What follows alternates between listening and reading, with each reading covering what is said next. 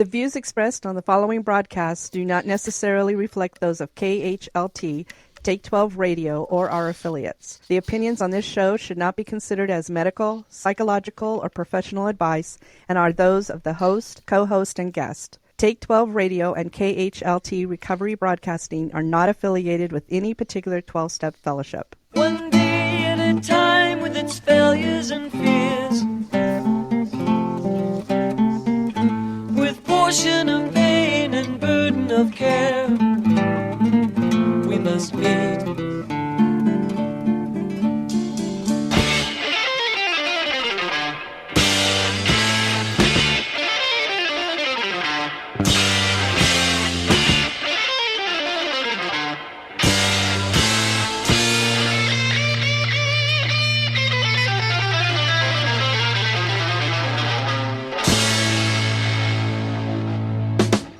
Welcome to Walking Through the Language of the Heart, a journey into the Grapevine writings of Alcoholics Anonymous co-founder Bill W. And now, here are your co-hosts, Chris S. and the Monty'man.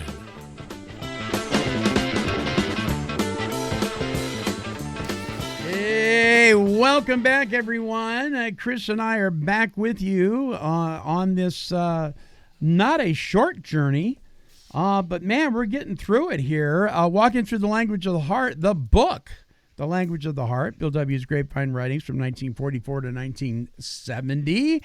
Chris, what do we got going on this week? Monty, it's really good to be back after a couple of weeks. Yeah.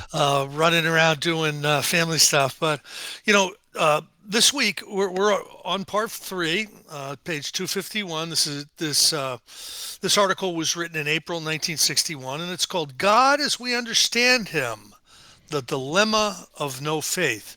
And I'm really going to be interested in reading this. Monty, just to preface what we're going to do here with this show, I want to tell you about a book I finished while I was away in New Mexico.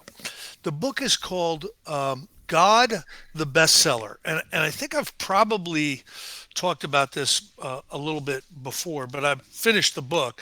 And the most amazing part of the book was the last chapter. The last chapter was solely devoted to Bill Wilson.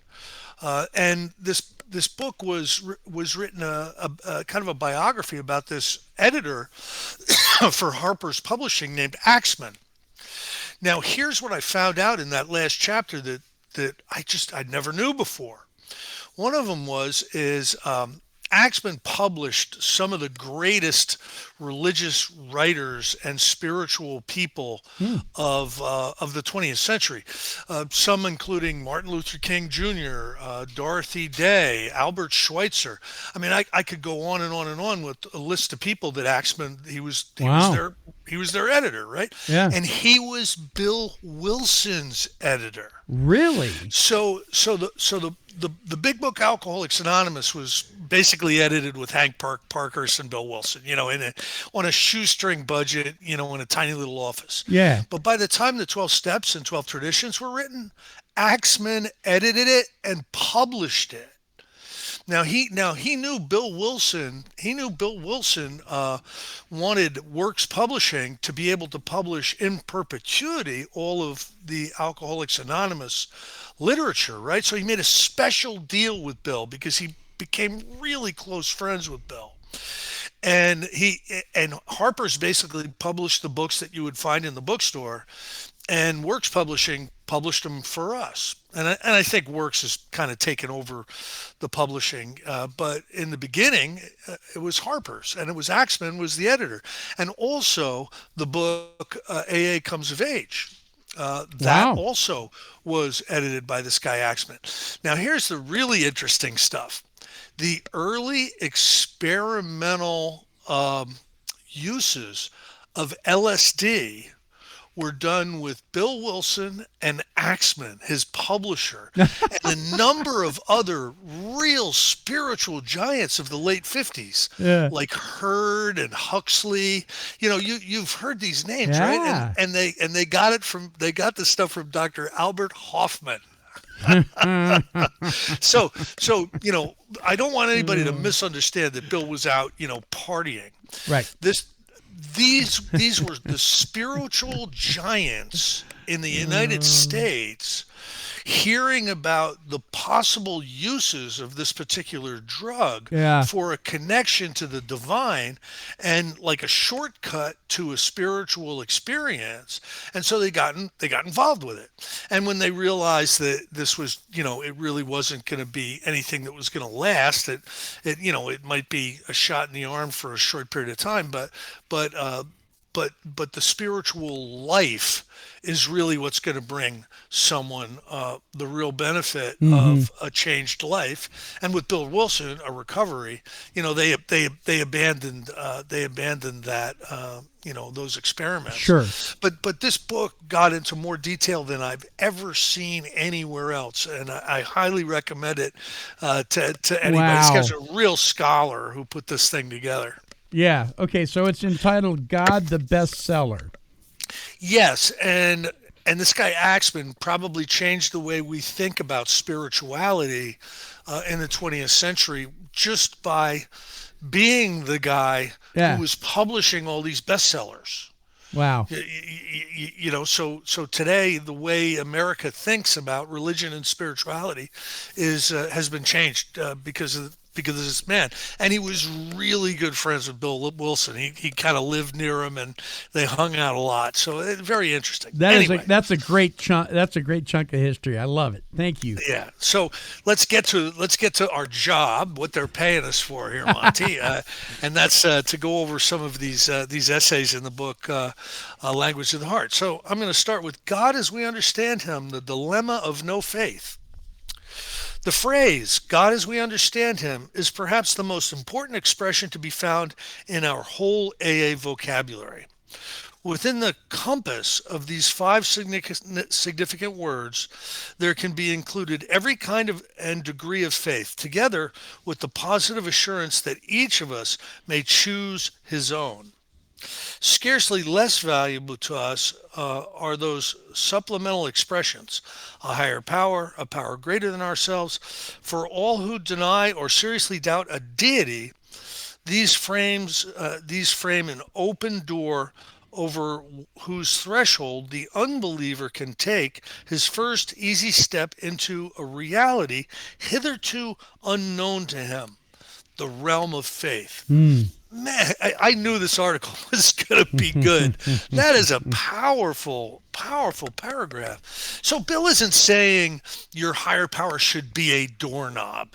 He's saying that maybe briefly, that might be a stepping stone. Yes. To a full-bodied belief and relationship with God. Don't you think, Monty? Yes, and I think once again, just in this first paragraph, he's reflecting the whole idea that any place is a good enough place to make a beginning, providing it makes sense to you. It's all about making a beginning, regardless of how insufficient it might be in the beginning. And I think that's what a lot of people miss, don't you, Chris? I do. They're in the program for years, and they're still stuck on maybe the group being, God to them. And yeah, in the beginning, sure. But that's not going to suffice if you're going to delve into the areas of recovery that we're delving into. I believe that as well, Monty. I think if you stall, like if you don't continue to seek connection and relationship with this power greater than yourself, God, if you stall out, you can be putting your recovery and your sobriety at risk. Yeah. I've met people in the rooms who, they learned what they learned from their sponsor in the first month, and then the door was shut. You know what I mean? I don't need any more information, thank you. I'm just gonna go and take meetings hostage and share, the same thing, every week for the next 30 years, and drive everybody crazy. There's people that do that, and then there's people who keep the door open. Stay open-minded and awaiting the results of new experiences and paying attention to those. And I think those are the people who have what I want. Yes. Amen. In AA, such breakthroughs are everyday events. They are all the more remarkable when we reflect that a working faith had once seemed an impossibility of the first magnitude to perhaps half of our present membership of 300,000. To all those doubters has come the great discovery that as soon as they could cast their main dependence upon a higher power, even upon their own AA groups, they had turned that blind corner which had always kept the open highway from their view. From this time on, assuming they tried hard to practice the rest of the AA program with a relaxed and open mind, and even deepening and broadening faith, a veritable gift had invariably put in sometimes unexpected and often mysterious appearance. So what I would say about that paragraph is, we are to seek, and things will be revealed to us. Hasn't your recovery been a revelatory experience since day one, Monty? Absolutely. Seeking you shall find. Knock and the door will be opened unto you. But it requires that we're moving, right? We're knocking. We're knocking and we're seeking. We're participating, everybody. Participate. Absolutely. We much regret that these facts of AA life are not understood by the legion of alcoholics in the world around us. Any number of them are bedeviled by the dire conviction that if ever they go near AA, they will be pressured to conform to some particular brand of faith or theology. They just don't realize that faith is never a necessity for AA membership, that sobriety can be achieved with an easily acceptable minimum of it, and that our concept of a higher power and God as we understand him afford everyone a nearly unlimited choice of spiritual belief and actions. Now, one of the things I want to backtrack a little bit to this book that we talked about in the beginning of this meeting. Really, what this guy Axman, how he believed and what he thought was important in educating the public about religion and spirituality was what I would describe as experiential spirituality. So Axman and his friends, Bill Wilson and all of them, they started retreats. They put together prayer groups. They put together book study groups. They got really, really involved in a deeper dive into this spirituality. And I've said this before, my favorite definition of spirituality is an interpersonal pathway to connection with the divine. Yes. And it's a personal inner pathway. So we can be religious, we can not be religious, but we need this connection with God. Alcoholics are people who have a spiritual vacancy within them. There is a deep desire within the alcoholic to become connected to, in union with, this divine that a lot of times when we're drinking we don't understand we need. But that's what I was looking for in a bottle. That's what I was looking for in a drug. I was looking for that connection, that union, Monty. Yeah. Yeah. So I want to say this and see what you think. So we did a broadcast last week, and we were talking about God, and a person responded on the YouTube version that said, "I was with you until you got religious. AA isn't about religion." Well, it's interesting to me, people's definition of that word. First of all, I think the word religion gets a bad rap. But people have an interesting view of what that means. You know what I mean? Everything from organized religion. I don't like organized religion. What do you mean by that? I mean, you got to meet on time, and what do you mean by organized? And what the listener was saying was that we had turned a corner into being religious because we brought up the topic of God. And nothing could have been further from the truth in the negative connotation of the word religion. In the true connotation of the word religion, yeah. I mean, when he says be quick to see where religious people are right, I don't think he's talking about the negative connotation. Do you?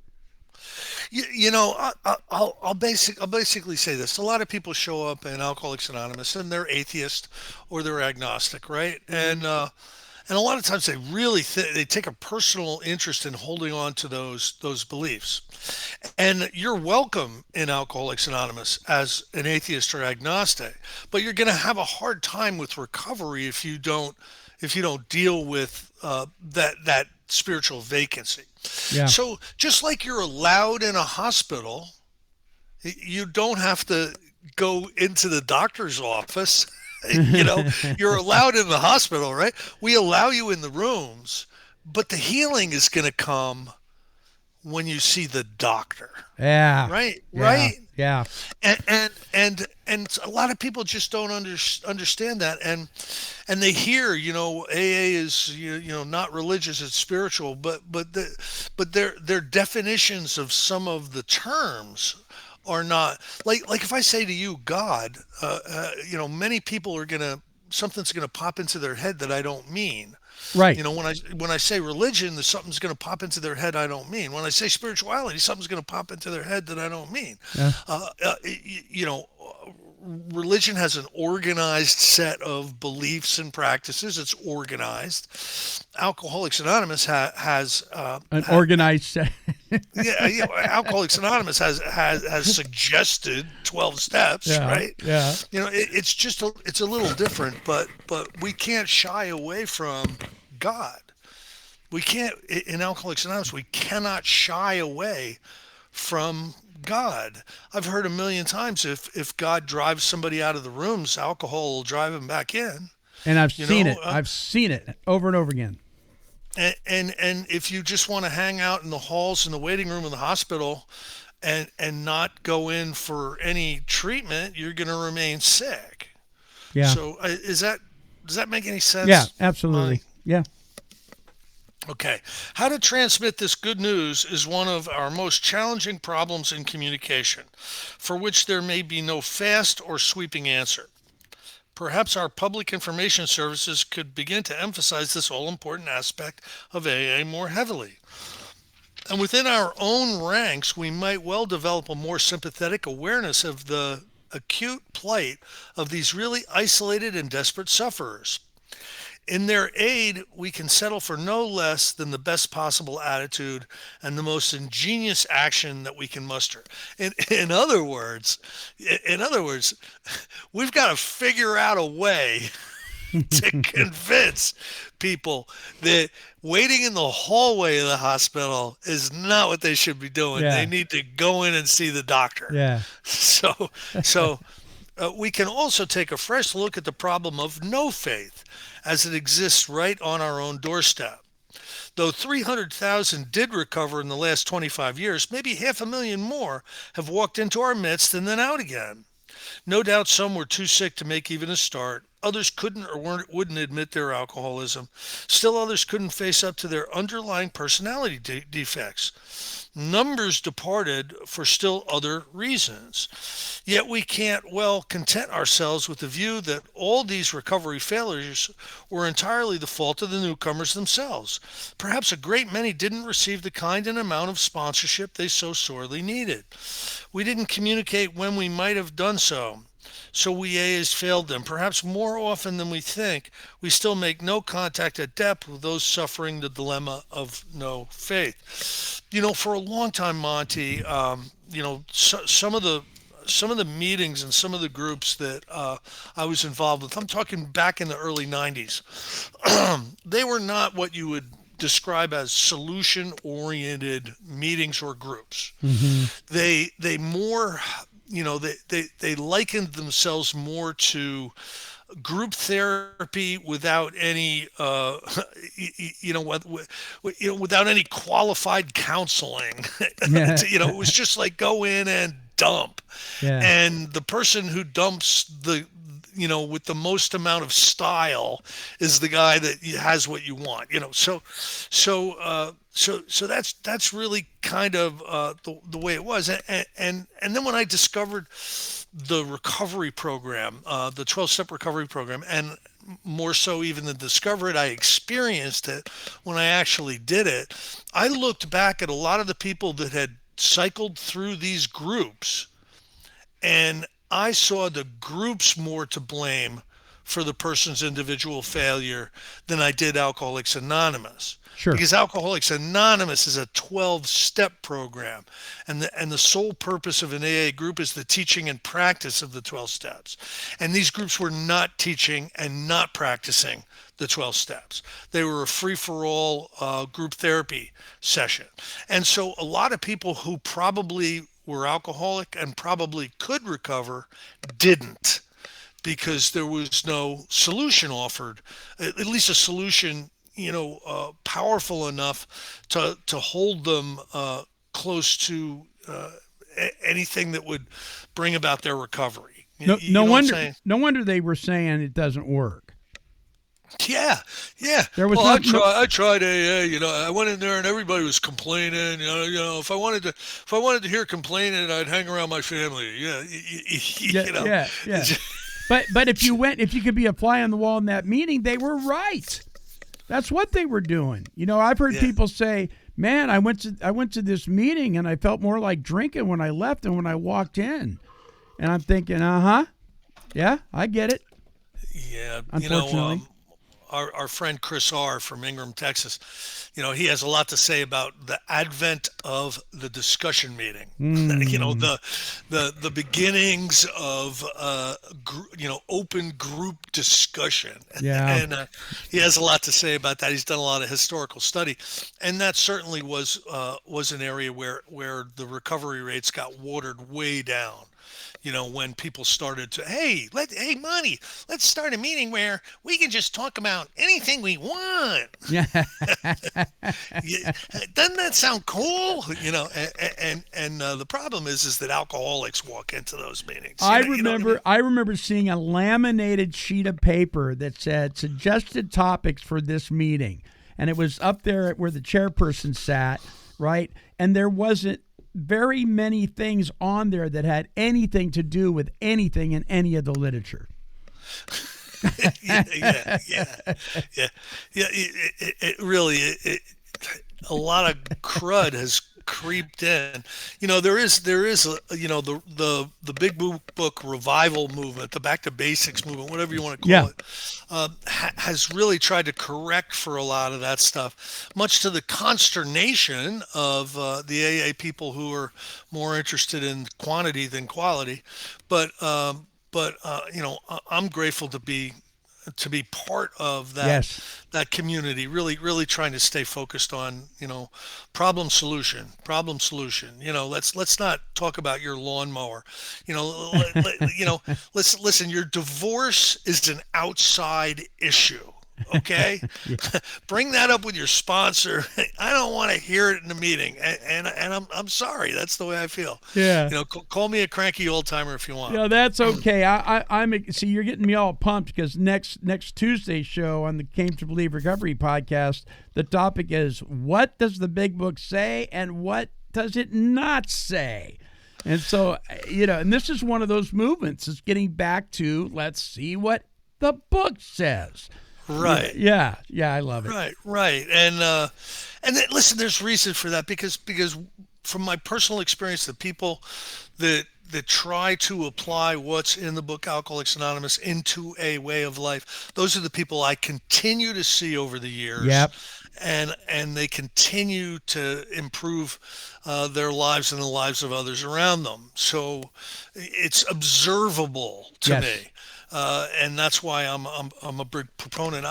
It was not observable to me that the group discussion meetings were bringing about anything but tentative sobriety. Mm-hmm. You know what I mean? Yep. Anyway, certainly none are more sensitive to spiritual cocksureness, pride, and aggression than they are. I'm sure this is something we too often forget. In AA's first years, I all but ruined the whole undertaking with this sort of unconscious arrogance. God, as I understood him, had to be for everybody. Sometimes my aggression was subtle and sometimes it was crude, but either way it was damaging, perhaps fatally so to numbers of non-believers. Of course, this sort of thing isn't confined to 12-step work. It is very apt to leak out into our relations with everybody. Even now I catch myself chanting that same old barrier-building refrain, do as I do, believe as I do, or else. So he's talking again about humility and meeting the newcomer where they are, with a lack of shame and criticism. Just meet the newcomer where they are and try to create the atmosphere, the environment whereby they can have the same experience you had coming to believe. You know what I mean? You bet. Here's a recent example of the high cost of spiritual pride. A very rough-minded prospect was taken to his first AA meeting. The first speaker majored on his own drinking pattern. The prospect seemed impressed. The next two speakers, or maybe lecturers, each themed their talks on God as I understand him. This could have been good too, but it certainly wasn't. The trouble was their attitude, the way they presented their experience. They did ooze arrogance. In fact, the final speaker got so far overboard on some of his personal theological convictions. With perfect fidelity, both were repeating my performance of years before. Quite unspoken, yet implicit in everything they said was the same idea. Folks, listen to us. We have the only true brand of AA, and you'd better get it. The new prospect said he'd had it, and he had. His sponsor protested that this wasn't real AA, but it was too late. Nobody could touch him after that. He also had a first-class alibi for yet another bender. When last heard from, an early appointment with the undertaker seemed probable. Wow. Wow, that is bad. Fortunately, such rank aggression in the name of spirituality isn't often seen nowadays. Yet this sorry and unusual episode can be turned to good account. We can ask ourselves whether, in less obvious but nevertheless destructive forms, we are not more subject to fits of spiritual pride than we had supposed. If constantly worked at, I'm sure that no kind of self-survey could be more beneficial. Nothing could more surely increase our communication with each other and with God. Humility is just bursting out at me, and certainly it was a refrain that Bill never stopped, communicating this necessity for humility and distancing from arrogance and conceit. One of the things that baffles me, it just baffles me, is how many of us people of faith perhaps we started out with no faith, and then we had a spiritual experience, and then we had a spiritual awakening, and this marvelous thing happened with me. It was the application of what I already believed to be true through the 12-step process, and then I woke up, and then to go from that and know in my heart of hearts that what I have been gifted is the most marvelous thing that's ever happened to me, and I want to share it. And then I turn around and share it in a harsh, condemning, judgmental manner that contradicts everything about my own belief system. That baffles me, brother. One of my teachers, Mark Houston, used to say, don't talk away the experience. So all of us have had spiritual revelations and spiritual experiences. He said he basically said you can lose it by talking about it. In other words, it's a spiritual experience, and it's going to be difficult to communicate with human language. Yes. And sometimes you'll just confuse it all up if you try. So I don't know. That was a lesson he would. Yeah, that's good. That's good. He would teach. Many years ago, a so-called unbeliever brought me to see this very clearly. He was an MD and a fine one. I met him and his wife Mary at the home of a friend in a Midwestern city. It was a purely social evening. Our fellowship of alcoholics was my sole topic, and I pretty much monopolized the conversation. Nevertheless, the doctor and his lady seemed truly interested, and he asked many questions. But one of them made me suspect that he was an agnostic, or maybe an atheist. This promptly triggered me, and I set out to convert him. Then and there. Deadly serious, I actually bragged about my spectacular spiritual experience of the year before. The doctor mildly wondered if that experience might not be something other than what I thought it was. This hit me hard, and I was downright rude. There had been no real provocation. The doctor was uniformly courteous, good-humored, and even respectful. Not a little wistfully, he said he often wished he had a firm faith too, but plainly enough, I'd convinced him of nothing.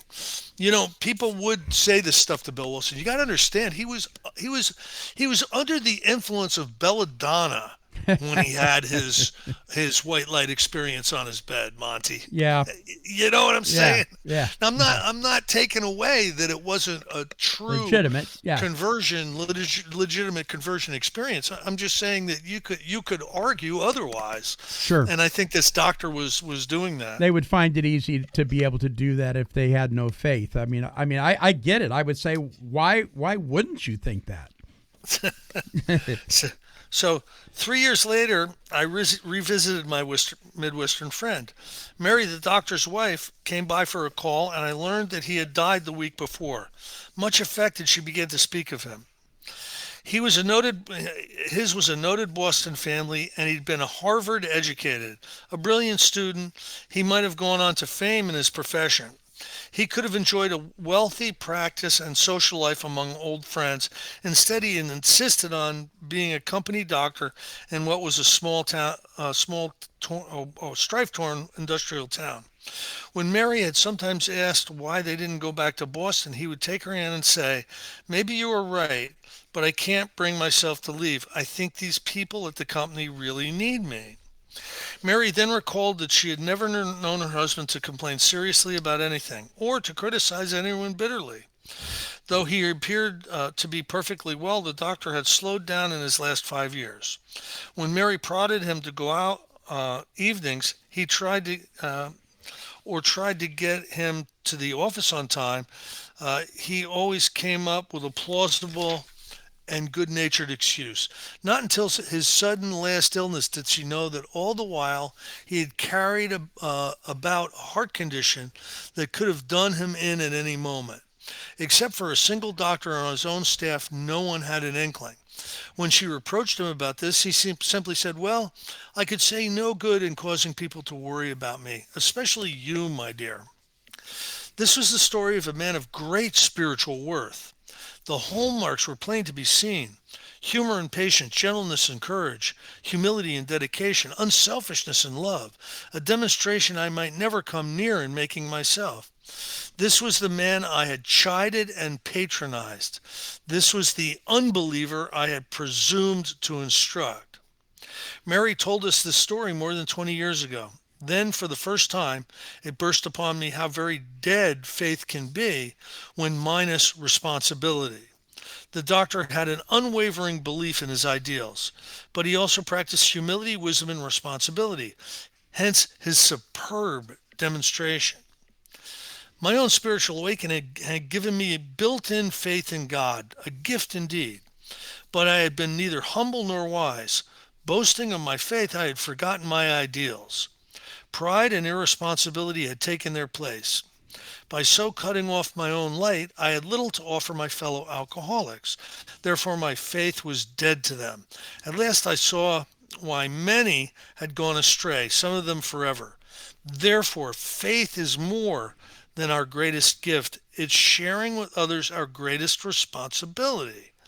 So may we of AA continually seek the wisdom and the willingness by which we may well fulfill that immense trust which the giver of all perfect gifts has placed in our hands. So you know what, Chris, what I'm hearing him say, he's not saying don't share your experience. He's not saying don't share your faith. He's not saying don't share God. What he's saying is it's all in the approach. Yeah. Do it with humility. Do it with Yeah. respect. Do it with common tact and Mm. common sense. You know. Yeah. But that article really, That's good. really gives you an idea of the spiritual work that Bill Wilson did. Remember, he is the number one guy. Uh, he has to be the captain of the team. He has to be the first violinist. He has to be the leader of his artillery group.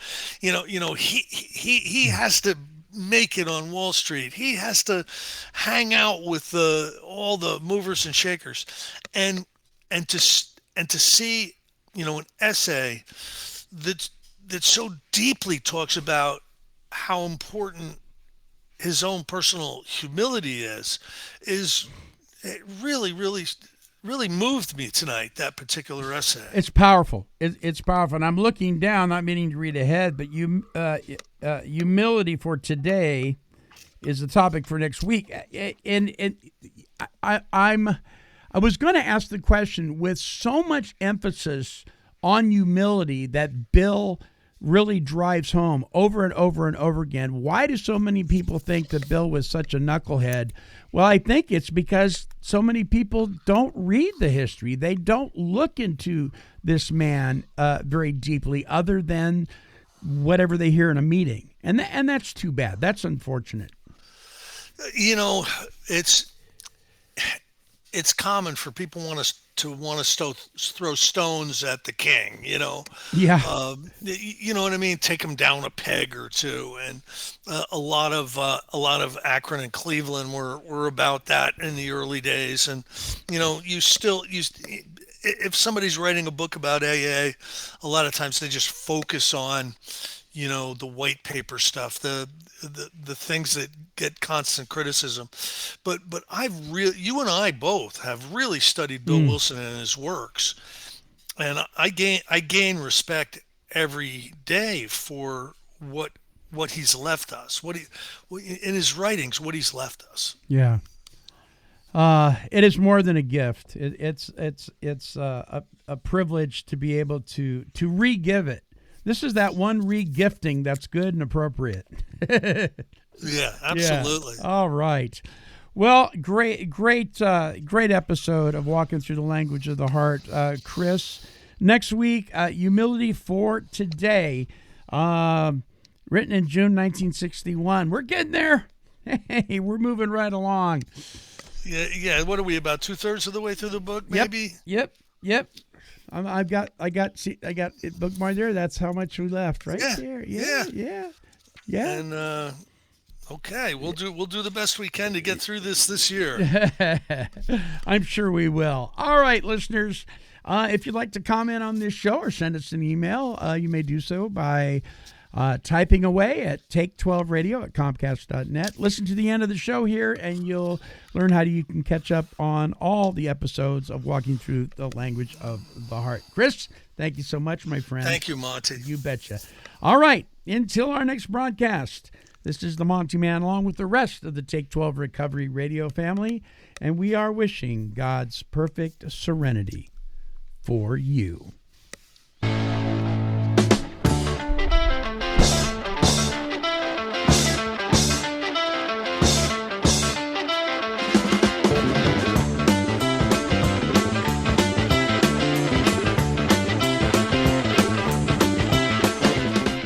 For more recovery workshops with Chris S. and the Monty'man, visit our website at take12radio.com and click on the Recovery Workshops banner.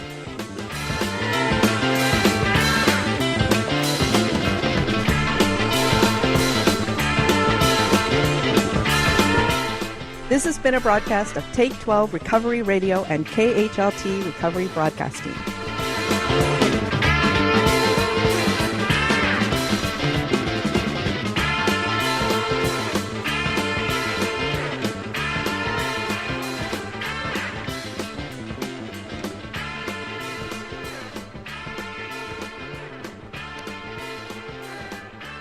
This has been a Chicken and a Pig production. Kitty, kitty, kitty, kitty. Meow, meow, meow. Woof, woof.